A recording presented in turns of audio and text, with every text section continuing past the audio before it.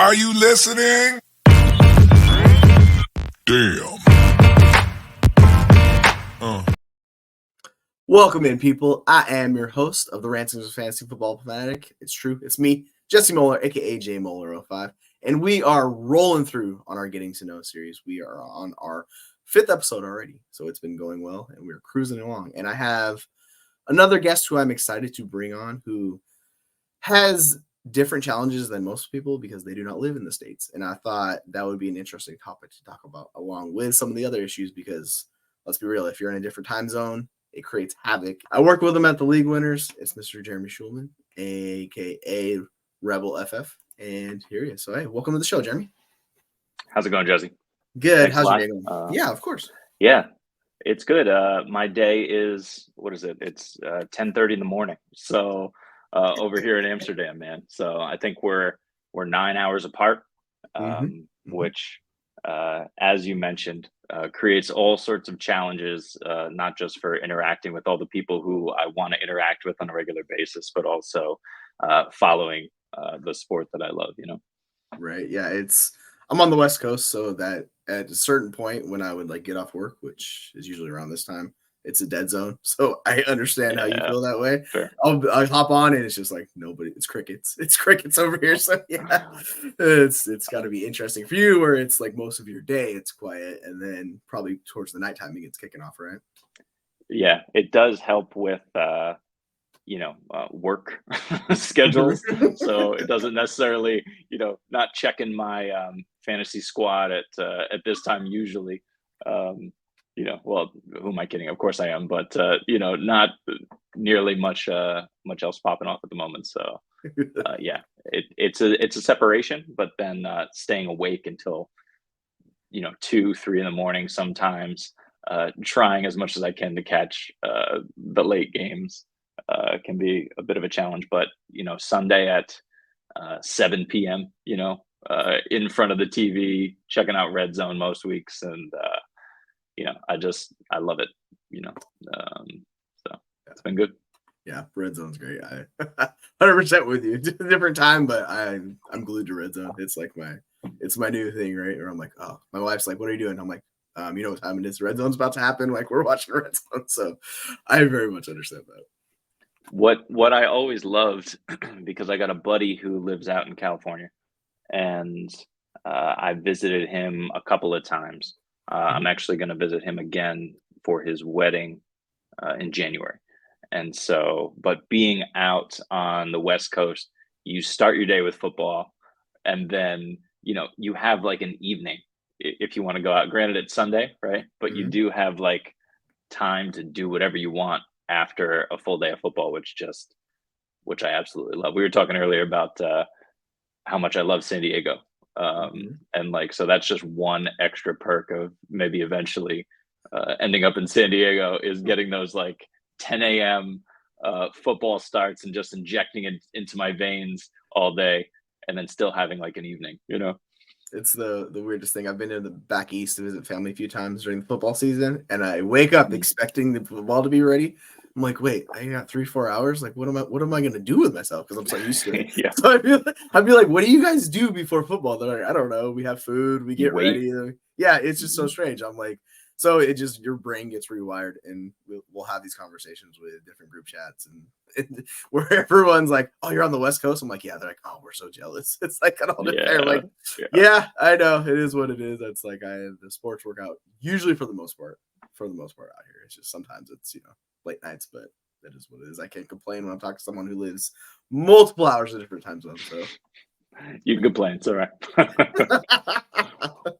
So why don't we start it off with what was the initial spark of you getting into fantasy football? Where were you you know what, this is something I want to try? I think with everyone, the same story tends to revolve around friendships, right? And certainly the first time I tried fantasy football, I was like, what is this? And I ended up joining. I was actually looking into this when you sent over the questions. It's when did I actually start? And I think it was 2008 was the first time I got serious on Yahoo. I may have been on ESPN a few years before. I can't remember. but it was a random public league. And I was like, this is stupid. Like I did it like it was fine. But I was like, what is this thing about? And then it started to get even more popular in my friend group. We started up some leagues, and that's when it just kind of took off for me. How just much fun it was to shit talk with your buddies. We're talking sports anyway, right? So it just added another layer, and then year on year, it just built on itself to the point where shit, it's been 8 years now since I moved out of New York. So when I left, I actually started up two new leagues that are now, because the other ones die after a long time. But now it's most of those guys from the other leagues. But I got a home dynasty and a home redraft that those have been going on for 8 years at this point. And not only do I really enjoy playing in those leagues, but I'm also commissioning those leagues and doing like weekly write-ups. So that's kind of like the answer to how did I get into fantasy football content. I'm a writer by trade, right? Which mostly means I'm an editor by trade, but I get to do some writing every once in a while. But so I really just love to write, and I love football, and I love fantasy. So I decided to try and put it together. And it's only 12, 11 other guys in these leagues, but the response that I've gotten from them, and they're all my friends too, right? So, fuck me, who knows if it's any good, right? But everybody loves to hear about team and their progress and their development. And for a while there, especially during COVID, I just put a ton of hours and research into there because there was nothing else to do. And I really started to kind of develop this process. And I was like, well, maybe, and this was tail end of COVID. It's like, well, maybe I can figure out how to get involved otherwise and put out some of my writing. And that started with Dynasty Vipers with Matt Donnelly, who's always been awesome. And I'm still working on finding my niche and how I can try to bring my style to fantasy. But I tend to just like to be playful, so I'm constantly roasting my buddies in the league, and they're it's just we were just saying earlier, it's just another way to talk crap with your buddies, Right. And so when you have the power of the pen, man, it's even better. So so that's kind of how it started and how I jumped into it. And now I think this is year 3 that I'm going into the season with articles ready to write weekly and jump on the stuff. And then Dynasty added a whole new layer to that, which I've only been involved in a couple of years, but I'm hooked. And I don't think I can get out of that one. I'm just fully addicted. Yeah, it latches onto those things that were like, oh, okay, all right, so this is Dynasty. I see what it's all about. And you're like, oh, it's like a whole new world opens up for you. You're like, oh my goodness, you're telling me I could do this all day, every day for the entire year? Yeah, that's so much better than redraft. I'm 100% in on that. Yeah, it's it's pretty funny looking at it that way. And like for me starting out, it was actually my wife was the one that pushed me into it. She was like, you love this, right? I was like, yeah, I very much enjoy fantasy football. She's like, why don't you just write? And I was like, what are you talking about? Because I literally told her I still have horror stories of English classes where we would just study Shakespeare the entire semester and like breaking it down. And I was like, I can't, it's too much. She would talk about Shakespeare and I'd be like, no, don't even bring him up. Don't bring him up. I can't do it. Right. It's just be like, I'd have these endless nights where it's like, you're like doing 12 hours work. I'm like, no more. But of course, somehow I found my way into writing, even though I didn't want to, but hey, it worked out, right? So it's like, It's interesting how the fantasy football will put you in those directions. It's like, but yeah, for you, it sounds perfect because you just transitioned from being a writer and just add with your content for fantasy football. And that's like the perfect combination. Yeah, man. If it, hopefully it works out. I'm playing the long game at the moment. So, listen, I figure just don't quit and be as consistent as possible. And, you'll get better naturally. and you'll get there. But it's hard to wait. You know what I mean? Yeah. You mentioned Shakespeare. I told you earlier I was an English teacher in a previous life, and so yeah, Shakespeare's rough for me too, man. Like, you know, it's you just have these traditions of what uh, what you're supposed to teach and what you're supposed to know going through high school, and I don't. Maybe this is blasphemous in some circles, but I don't see the relevance now. Some of them are interesting stories for sure, Mhm. but it's like fucking decoding Sanskrit, right? These kids have Yeah. no clue what's going on, and it was to a point where shit, this was 10 years ago. So it was really before cell phones sort of totally dominated our lives. They were still there, but we still got to tell kids, put them away and expect that they were away for most of the time. Right. But yeah, it was literally like me reading to a bunch of 14 and 15-year-olds, a short passage, and then what do you think this means, and why does it mean this?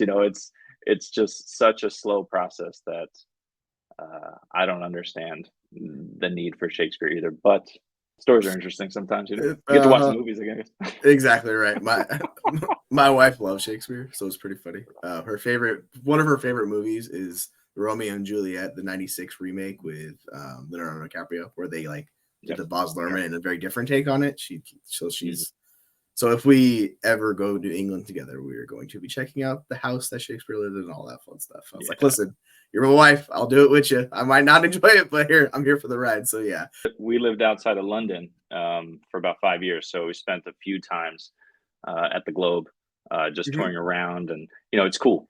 And the shows are really cool. It's really interesting, and you can definitely see why it was live theater. But Mhm. that's a totally different tone than sitting in a room with a bunch of textbooks open, Right.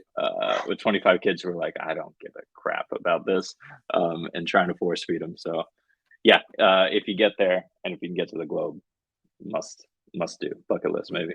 Well, yeah, that's definitely. I know it's gonna be on my wife's bucket list. She's been Yeah, to London, but I don't think she's checked all of that out. So yeah, we'll make sure to hit that up at some point in our lives when we're older. And when we tell ourselves we have more time, I don't know if that's ever going to happen, but at some point, right, we'll have more time. I feel that, man. So you were talking about consistency earlier. How do you stay motivated to continually put out the content that you put out, like, and produce it? How do you stay motivated to do anything, man? Like it's so hard, right? Like I've had struggles and battles with weight my whole life, and for example, but I've also been a gym rat at different phases. So right now I'm in my gym rat phase, but it's like, will this last? I've been doing it since February, That's pretty feel good. good and lost plenty of weight, and I'm not really watching what I'm eating. So it's not working as well as it could work, right? But I've always been off again, on again with shit like that, right?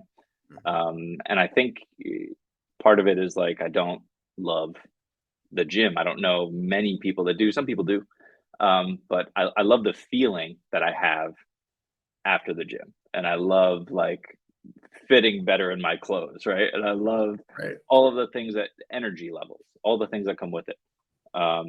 But yeah, I don't love going to and it's the same with fantasy content, right? It's like I don't necessarily love um, the research aspect, but it's necessary, right? I love the feeling of putting out an article. I love the feeling of being right on a player. I love the feeling of giving quality advice, or what turns out to be quality advice, and Mhm. uh, and trying to convince myself that maybe I hit at a 51% clip. You're you like, know, that's a you at win. least hope That's you a at win. least hope, You know? right? So yeah, the motivation just comes from that feeling, I think, because there's always stuff that you do in the process of whatever you do that you don't enjoy. Yeah. But I think it's that feeling of winning a fantasy league, being able to talk shit to your buddies, and like I said, now that I write these recaps for my home leagues, I'm the defending champion in my dynasty league a year early, right? Mhm. I renamed my team Ramondre Repeating Son. And so so we'll see if that comes to fruition. But yeah, it's just that it's the camaraderie, and it's also the fact that I love watching football. I think if I didn't really enjoy sitting in front of the television every day, every Sunday for 7 hours of commercial free football, right? Right, Then exactly. then it would be a lot more difficult. So, Yeah, Scott Hansen, our Lord and Savior, you're talking about right there. Yeah, it's like, amen. um, so for you're talking about analysts and watching TV, because like for myself, I loved football my entire life. I played it growing up. Like Mhm. that's the whole reason I got into fantasy football. Without one, it wouldn't be the other, right? I'd probably be doing something else completely different in some sporting capacity, just because I love sports. But yeah, my love for football has been there forever. So I was curious if you've had any players or if there's any coaches that coach a certain way that have impacted your analysts and like your techniques in a way. Hmm. It's really interesting. So yes is the short answer. Okay. But I think it's a little more global than that with as related to coaching and kind of schemes and the direction of NFL offenses. I'm a Patriots fan from New York, so I need to say that right out of the gate because that's for another podcast, I think, Jesse, because Right. there's a I'll lot, just turn around obviously. my Seahawks hat right here. Yeah. Obviously, yeah. There's obviously a lot of things tied up in that and Hmm. how that came to be. But what I will say about it is watching kind of Bill Belichick for years, and certainly not just him, but change the game of coaching where you can see how halftime adjustments impact the game, or you can see how different schemes week to week, drastically different schemes week to week, uh, can give you an edge. So it's been really interesting to kind of watch the Patriots' success from that angle, but also see the changing of the guard of these coaches and schemes from we were drafting shit, Sean Alexander, and first overall, or LT with his was it 28 touchdowns, Yeah. or something Monster season. Yep. ridiculous, Hmm. monster. Marshall Falk, right? You see some of these guys come in and change the game, and then from a player standpoint, and then the coaches are changing too because no longer Kyle Shanahan. We look at him, but let's not forget there was a Mike Shanahan, right? Who all he wanted to do was, he made, God, I can't even remember all of them, but certainly Terrell Davis, right? I'm pretty sure that was Shanny's time over there. Yeah. Uh, Clinton but there Portis, were, Mike was it Thomas Anderson, all of. Davis? Mike Anderson. Yep. But there were, yeah, and he just had a top producing running back every single season, ran them into the ground because his scheme was run the ball as much as possible. And now, obviously, with Kyle and the things that he does with Debo, getting Christian McCaffrey on the team, and what you see that offense look like. If only they had a competent quarterback, Jesse, It would be. behind center. It would be something special. Let me tell you. But yeah, it's been really cool to see that, and maybe I'll diverge and try not to toot my horn too much on this, because it's certainly not just me, but I see this season, and I hear it a lot. I'm very tapped into kind of some of the major podcasts, and I hear a lot of guys like touting zero or hero RB this year, right? Mhm. And but that was the play last year and 2 years ago when this was just transitioning. Um, and I wish I knew what the play was this year, and how to pivot, but it's all based on the coaching, right? We don't have a whole lot of those workhorses anymore. We don't have a whole lot of run centric offenses anymore. And so, when we find a Saquon or an Eckler or a workhorse guy who's gonna just be fed, um, it's really valuable for fantasy, but at the same time, those guys get hurt. So it's kind of the way that the NFL plays the game that I try to focus on, and find the edges in fantasy. And I think coaching and certainly the elite level talent coming out of college these days is kind of pushing the game, as we all know now, in just a pass centric direction. So, Yeah, which is what but yeah, I love that minutia stuff and talking about that. I love to see that. I'm like, yes, pass it more, please. Just pass it. Like I love points, and obviously, with fantasy, like we all love scoring points. So I'm like, yeah, just slang the rock all day. You will not get any complaints from me. My family's always talking about like, oh, it's like 3rd and 3. Why didn't you just run the ball? I'm like, no, forget that. Don't run the ball. That's stupid. Why would you do that? And they're like, what do you mean? I'm like, the EP, and so I'll be like, get like really nerdy for a second. I'll be like, yeah, it's way more better EPA. Like your offense is more efficient. Like, and then they're just like, shut up. I don't want to hear it. I'm like, okay, fine. I'll dumb it down. All right. I'll just throw the slant. All right. Let's just do that. Yeah. But yeah. But listen, man, you're going to be in for a pass heavy season yourself over there in Seattle. I mean, hope so. God, I had no even thought. I didn't think about it much. Like I've told you earlier, I'm not super tapped into to college, and I usually focus on things after the draft when the guys are in place. But man, like investing in JSN and Charbonnet is insanity, right? Like how much better can that offense be? And I think we're going to see it. It's crazy. Laser show. So that's why I've been tooting Geno's horn all off season. I'm like, listen, well, not all off season because I was scared they were going to replace him. So let me rephrase that. So ever since the draft, and they were like, "Oh, we're gonna take Jackson Smith and Jigba," I was like, "Hey, here we go!" Like, yeah. So it's going to be amazing. They're gonna run a lot of 11 personnel. I know people like they got the OC from the Rams, who was in the McVay scheme. Like he's another year there. So yeah, I'm looking forward to them. Ideally, we get over 600 pass attempts. I don't know how realistic that is, but we had 59% passes rate last year. Like we can get to like 62. I'd be happy with that. Like I'll take it. That's a win. We'll go from there and just move along. Nice. That'd be awesome, man. Yeah. I'm looking forward to it. It's weird. Like, I don't know about you, but like me being the more I get into fantasy football, the less I become a fan. So I'm kind of like looking at it more from like an outside perspective. A few years ago when, I was really a fan, I'd be like, live or die every Sunday. Now I'm like, if they lose, it's whatever. Like, I'm not too worried about it. I still enjoy the games, but nowhere near as passionate as I was. Maybe that's just because I'm getting older on top of it too, right? Or I'm quote unquote getting more mature. I don't know. My wife might disagree with that, but yeah, it's like, stuff like that. So it's just, it's interesting to see. Have you noticed like your fandom changing in a ways with football? So ever since you've gotten into fantasy, like content? Yeah. I like players more than I like teams. Yes. Right. Yes.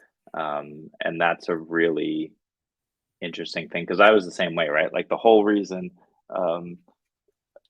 we'll try to keep this story short because again, it relates to how I became a Patriots fan. But the whole reason I became a Patriots fan is because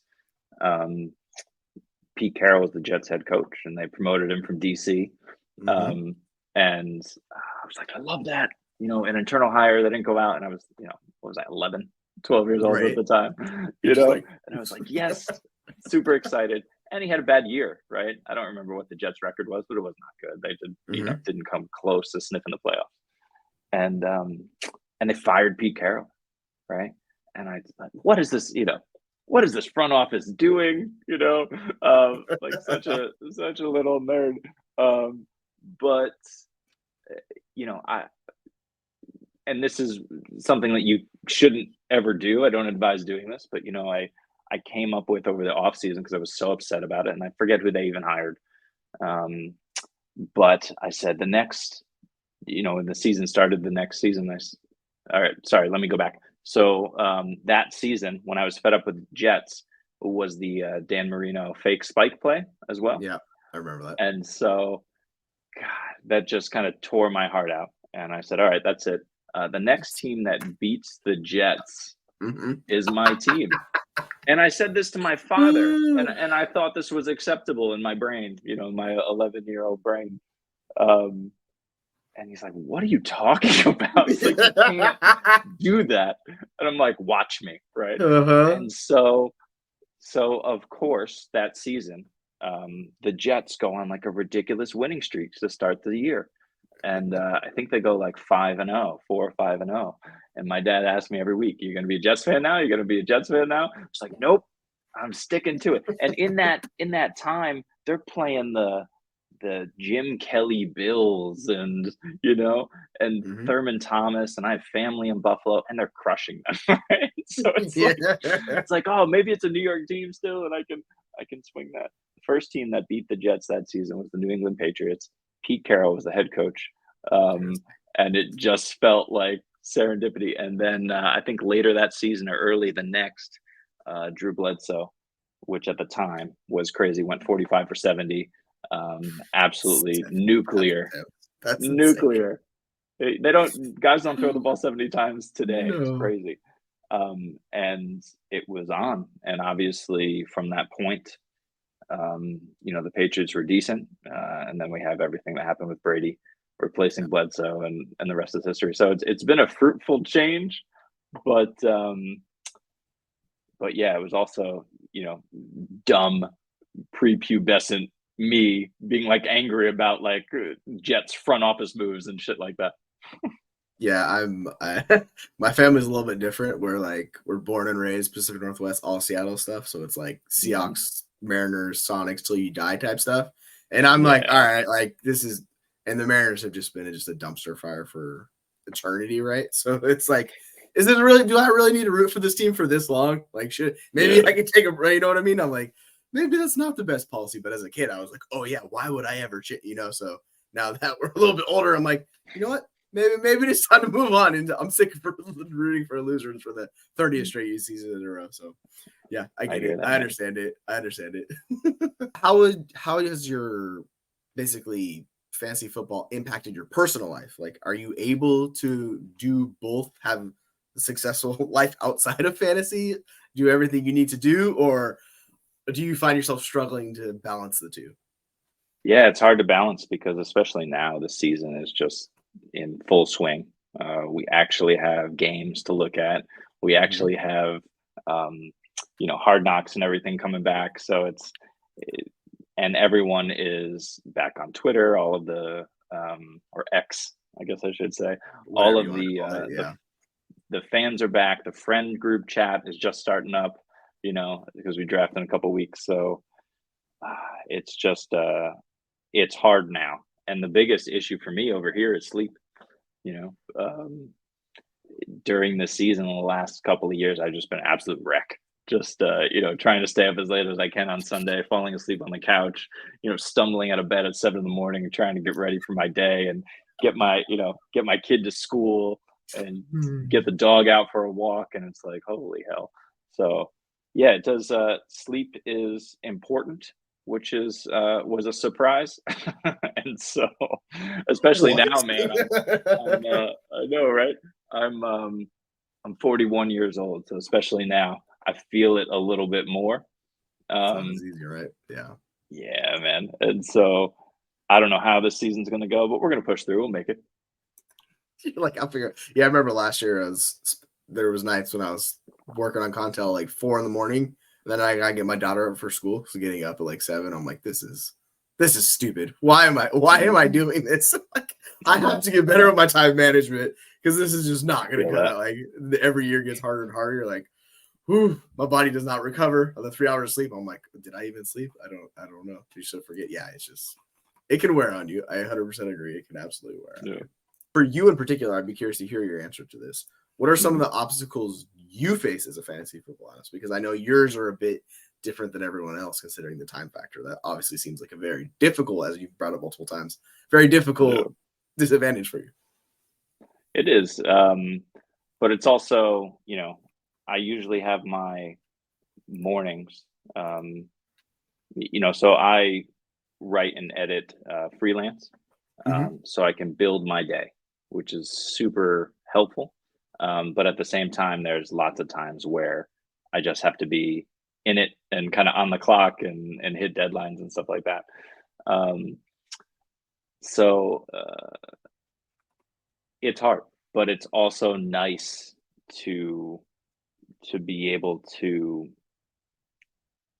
try and organize my life around this, Mm-hmm. which is the goal. We talked earlier about, um, I have pipe dreams of building a fantasy platform, and that's something that I'm looking into very seriously now with a buddy of mine, um, to try and do this full time and actually like make enough money to survive doing the thing that I love. But that's going to take a whole lot of time and energy and work. So that process is just beginning. It's going to be a long road, but hopefully in the future I won't need to balance and juggle. Right. The Right, idea is to exactly. merge, but yeah, man, it's a struggle. The time difference, family, as you know, gets in the way in the best way, right? But at the same time, it is difficult to kind of work around all your responsibilities and what you want to do with family and friends and life, and then be devoted to following the latest news trends. And it's why I'm so thankful for the Dynasty Lounge, actually, because I get a lot of my news from all of you guys in there, just seeing what's going on. And it's good to be able to keep up and not only chat with guys who know what they're talking about, but also even just to get my news fix for the day. Right. You know what I mean? There'll be sometimes so like they're all most majority of them are East Coast. So I like wake up sometimes 6, 7 or whatever, and there's like 100 messages.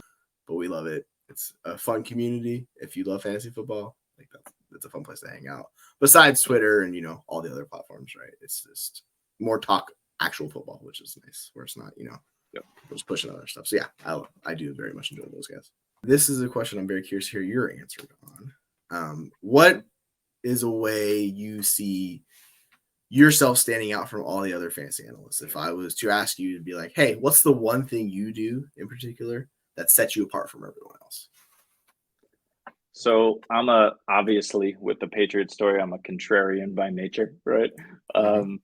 So I'm always looking for the angle, right? So the whole thing with zero RB that I've been looking into, especially the last 2 years, has just been kind of finding the edge and trying to figure out um, where the advantage is, right? If you look at the fantasy space, it's the exact same thing. There's a lot of super intelligent, super hardworking guys putting out really impressive work, right? Guys and girls. And so it's kind of, it can feel like it could be luck of the draw, right? But Mm-hmm. my contrarian nature automatically makes me want to rebel from that, right? And just try and find where I can have the advantage, right? And something that I really enjoy, I just like to laugh, right? I enjoy finding humor in things. And so I like to find creative and funny ways to kind of spin content and characters. But since I've been kind of learning how to be a fantasy analyst properly, that also kind of falls by the wayside sometimes. So it's really trying to strike that balance between knowledgeable info and content and entertaining content, which I look at somebody like I said, I listen to a lot of podcasts and guys like Matt Waldman, Nathan Yankee, Evan Silva, like all these guys that I listen to are super knowledgeable. Like they're some of the best in the game. But you look at also like fantasy footballers and their rise to success, and you realize that like being an insanely intelligent and great fantasy player isn't everything. You have to add an entertainment factor to kind of matter. So it's trying to find the angle and the balance between content that helps people, content that isn't too deep as well, because most people are playing in standard leagues with one flex, and Right. on the major platforms. So it's just and being creative and just having fun with it, right? The content that I love producing the most are for my home leagues, and I just sit there in the write ups each week. I just roast the other teams, including myself if my team goes badly, and that's the most fun I have writing content. So sometimes I'm snarkier than other times, but it's all in good fun. And I think any way that I can find a creative spin or angle or a humorous note as well, that's kind of where I want to be producing my content, I think especially in the future. I think that's a great way to set yourself apart, because speaking of someone who's extremely entertaining, who is kind of off the wall and pretty funny, it's like Peter Overzet with Fantasy Life. Yep. Like, he's all the way on that end. So there you can see that there's no just one direction like you have to do, like you're talking about. Mm-hmm. And yeah, people can get too serious in this space, like far too serious. Like it's got to be this. And I'm like, relax, it's fine. We can have fun. So I'll see someone like doing a snarky article or something, and I find that stuff fun. Like, go check that out, right? Where it's completely different. Where it's not like, all right, this guy has a 28% target share. You don't see this targets, but it's just like your listing stats. Like, you got to be entertaining too. So you got to find that balance, like you're talking about. And not everybody is capable of doing that. But I think the best ones in this space find that happy balance. And footballers are like the top of the list of that. Like, they have a freaking spitball pod, which is a comedy too, right? So they, there's a million ways to go with this, but yeah, if you can somehow work your way into that middle ground where you provide insightful content and it's entertaining, like that's where we're all, I would assume most people's goal is. And if you can do that, like that's you're doing really good, I would say, if you get that. Yeah. So that's the goal. We'll see how it goes this year. I'll get back to you on it, on the progress. Right. It's funny, actually, in my home league, we do this thing called Shit Coach of the Week. So it's the team that scores the most points, and they just get to pick who. It's not always the team that scores the least amount of points. They just pick a team, and they just get to roast them just for fun. And they send the message in the chat, and then it usually ends up with them like you have to take a shot or do something funny. So like, there's all these ridiculous videos people will make all throughout the year, and it's. Certain people have editing backgrounds, so they come up with these like really good videos. And other times people are like, all right, this one, blah, blah, blah, take the shot. I'm like, oh, that was so boring. Come on, too much. So yeah, you can see that. And even those, it's pretty funny. For you, what do you think some of the most rewarding aspects of being a fantasy analyst are? I get to play a lot of fantasy football. I can justify, I'm joining one more league. I'm just going to join one more league. But no, I get to write about the sport and the game in fantasy that I love watching and talking about and writing about. I think years ago, before fantasy was still a thing, but for me at least, content wasn't. I mean, look, podcasts have blown up in recent years, but I remember the days of like scrolling through like ESPN and Yahoo homepages to like find articles and reading up as much as I can, because it was the only content that you could get your hands on. And while that was great, I think the push to video and the podcast just make it completely different. So I lost your question a little bit in that, but oh, that's okay. What was the question? The most rewarding aspect. Like the most rewarding aspect for you as a fantasy analyst, like what's yeah. So it's being able to kind of merge my, I guess, skill with my passion, right?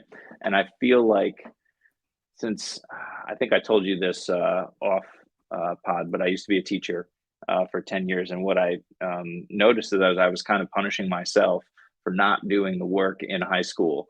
So teaching Shakespeare, certainly to a bunch of 14-year-olds, you have to prepare, and you have to read and like know what you're talking about and research. And so, yeah, that was just a different way to do the same exact thing that I'm doing now, except I'm doing it about something that I really enjoy, right? So it's just, it's, if I can merge the two, that's the goal. And I'm dreaming of that day. Hey, one day, right? That's the goal. One day it'll happen. You'll be like, yes, it's fantastic. Yep. But yeah, like I think that a lot of people don't realize it's rewarding to be able to, for us to be able to make that content and be like, look, I made this for other people, not just for yourself. Like, obviously it's great, but like you're also helping other people out too, right? So you get that little extra bonus on top of it. But like, honestly, I'm I'm happy when I come out with something, because like if it's not up to a certain level of kind of like quality and I'm putting it out, I'm like, oof, that is not rewarding. That's the opposite. So yeah, you're talking about being prepared and put in the work. Yeah, that comes through very much on some of the things. I'm like, do I want to release this? No. We're gonna redo this one. Yeah, exactly. They talk about having like a 5-year goal for people. You'll see this in interviews all the time. Like for you as a fantasy football analyst, do you plan on still being in the industry in 5 years? And if you are, like, what's your ideal spot to end at? Like you're like, this would be the perfect place where I want you to be. Yeah. So, like I've kind of been saying all pod, I would love to be in it for the long haul. The whole reason why my Twitter tag is FF Rebel, and why have Rebel Fantasy Football is because that's kind of the dream. So I was never on Twitter, but the dream was trying to find a way to be different in the space, and somebody's going to do this, and I hope it's me. I want to put out a platform that just has a bunch of like niche fantasy games, right? So you see it already with Underdog and what they did for best ball. You see it with the Guillotine League. I don't know if it's guillotineleagues.com or what it is, but how that platform is blowing up. And I think there's just so many different ways to play this game that, if you're still on ESPN and Yahoo, and I'm not trying to like hate on those sites, but if you're still on those in standard or half PPR leagues, you're not playing Superflex, you're not playing tight end premium, you're not, getting deep into the weeds. I think there's desire for many to expand the game. It's just not easy for them necessarily, and they don't know how. And so what I would love to do is create a platform where you have, vampire leagues, and it's all automated and set up. But you have, a bunch of different league structures, and you can just learn how to play by playing. It's easy. And then the content makes it accessible as well by kind of explaining thoroughly like what the game is. Here's what you can do. Written video content, and just allowing people to kind of just find the joy in fantasy, because I don't know about you, but those kind of standard leagues got tired for me after a while. And that's where I went looking for something more. And I found Dynasty, which I'm totally engrossed in right now. But I can see, that feeling tired, right? And then looking to move on to the next thing over time. So it would be great to put kind of a platform where all of these games are in one place, to have content kind of focused on those niche markets, and just to invite people to try different games, because it's fun, right? And it's strategy. This is the stock market, right?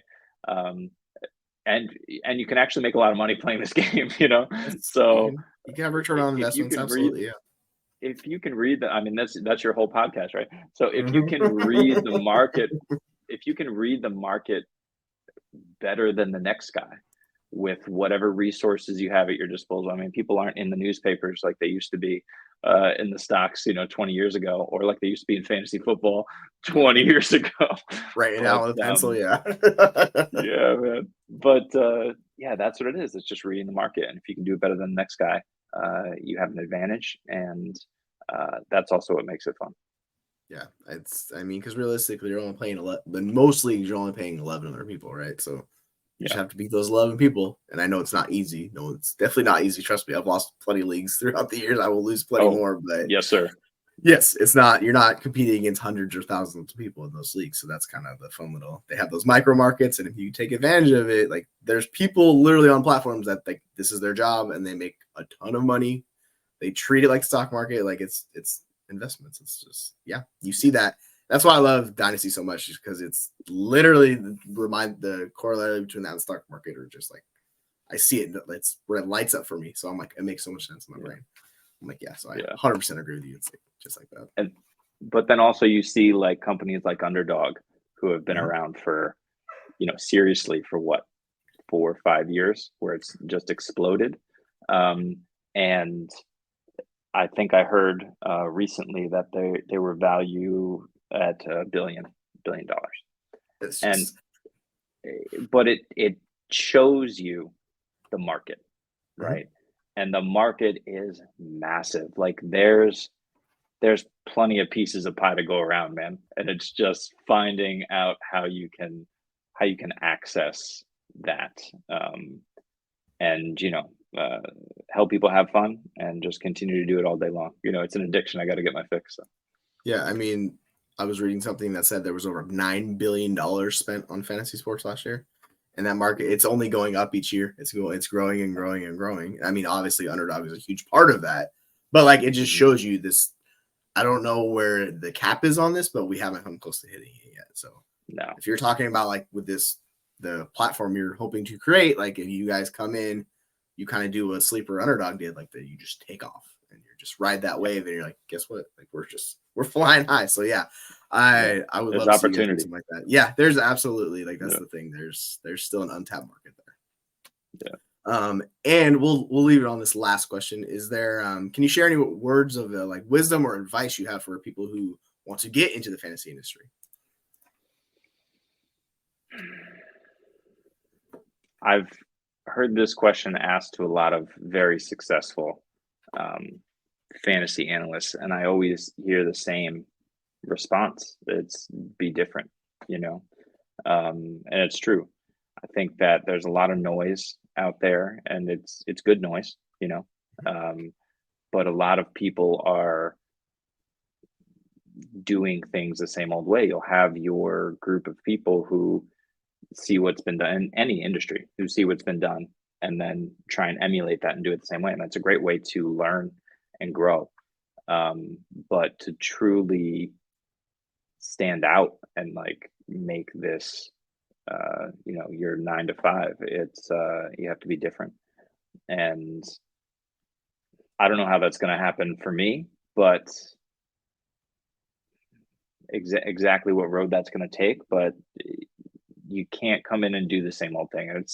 It's the same thing in any job, right? Like every what's really cool is that everybody sees the game differently, right? Mhm. Whether you're super into uh, the tape, or whether you just love NFL, or whether you can tell I've been in Europe for a long time. I have to say NFL and not football, but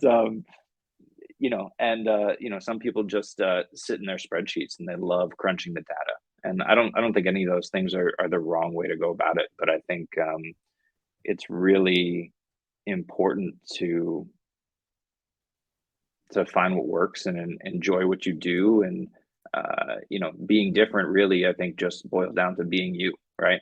Find what you do best, how you see the game differently from other people. Find a good and relatively short way, in most cases, of kind of putting all that information out, um, where they can easily digest it, and um, you know, have fun. If you don't enjoy it, I don't know why you would do it, right? And Mhm. I think you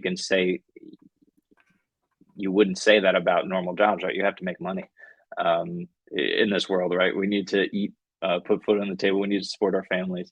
Um, but you're not doing that, creating content in fantasy football, unless you're the top of the top of the top, right? Mhm. Um, so have fun, right? Really enjoy what you're putting out, and try to find how you see the game differently. Right. Because, like, case in point, everybody always says, oh, yeah, he'll be the next Matthew Berry. But realistically, I guarantee you Matthew Berry wasn't thinking, like, oh, yeah, I'm going to be the guy before me. Like, I'm going to be the Chris Berman, or I'm going to be, Adam Schefter. Yeah. Like, you have to think ahead. Like, I can't emulate that guy because that guy is already Yep. there. So you have to find a way to create your own lane. So, yeah, if you can figure that out, like, there's room for you. If you stand out, That's the there's room. game. There, you can get eyeballs on you 100%. Like, it'll happen. And before you know it, we're going to see somebody in like 2 years that just pops up and you're like, wow, that person is incredible. And Very true. maybe it's you. Maybe it's you. You never know. But with that, I just want to say I appreciate you very much for coming on to the show. I had a great time with you today. Why don't you let the people know where to find you at? Yep. So I'm a senior dynasty writer FF League winners on X. So weird. But yeah, we're putting out content daily at this point, and just ramping up for the start of the season.